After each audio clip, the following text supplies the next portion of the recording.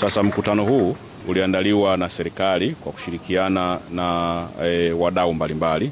Serikali kupitia Wizara ya Mifugo na Uvuvi pamoja na taasisi yetu ya utafiti wa uvuvi nchini TAFIRI. Lakini tumeshirikiana na wadau mbalimbali, taasisi za kitaifa na kimataifa, wakiwepo wenzetu wa ISUN, kuna watu wa Trigger Connect, kuna GIZ, kuna Umoja wa Ulaya, lakini kuna Umoja wa Afrika, pamoja na taasisi nyingine nyingi. Na kuwakutanisha wanasayansi, watunga sera, watafiti, wajasiriamali. Kulikuwa na muda pia wa kuonyesha hapa ubunifu mbalimbali wa bidhaa ambazo zipo kwenye sekta hii ya uchumi wa bluu, ikiwepo mwani, pamoja na namna teknolojia mbalimbali ambazo zinaongeza thamani na uhifadhi wa mazao yanayopatikana baada ya kuvunwa. Lakini mbili, kulikuwa kuna kitu muhimu sana kinachoonyesha wapi samaki yupo. Inaitwa ni Fishing Zone program. Ni program tumizi inayokuonyesha kwamba samaki yuko wapi. Ili anapoenda kuvua asitumie muda mwingi kuzunguka, ajue ni wapi aende na apate samaki wake. Na hata kuuza anaweza kutumia platform hiyo pia. Hii ilikuwa inaonyesha jinsi ambavyo nchi yetu imejikomiti kwenye uchumi wa bluu kwa kutumia teknolojia. Lakini hatukuishia hapo.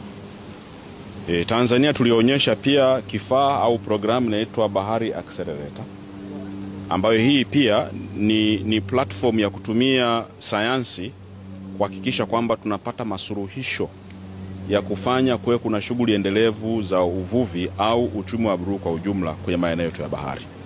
Na hii imefanywa na wataalamu wetu wakisaidiwa, wakiongozwa na TAFIRI ili kuweza kufikia kwenye malengo hayo. Tupo katika wiki ya matumizi ya bahari, nasema Regenerative Ocean Week, na katika wiki hii taasisi ya utafiti wa uvuvi Tanzania kwa kushirikiana na wenzetu wa Trigger Connect tumezindua kitu kinaitwa Bahari Accelerator. Bahari Accelerator itafanya kazi ya kubadilisha matokeo ya kisayansi kwenda kwenye biashara. Maana yake mtu atakuwa na idea ya kisayansi, ameifanyia utafiti, amepata matokeo yale. Sasa matokeo yale ni yanatakiwa yatengenezewe, mtu atakakuleta na matokeo aweze kukuzwa kutoka kwenye matokeo kwenda kwenye kuzalisha bidhaa ambazo zitakwenda kwenye biashara. Sasa itafanyaje kazi? Bahari Accelerator itakuwa na majukumu kadhaa. Moja ya majukumu itakuwa ni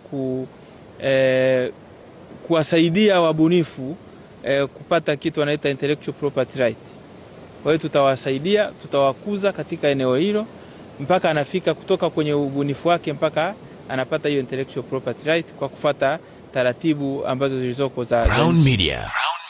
Hapa ni nyumbani.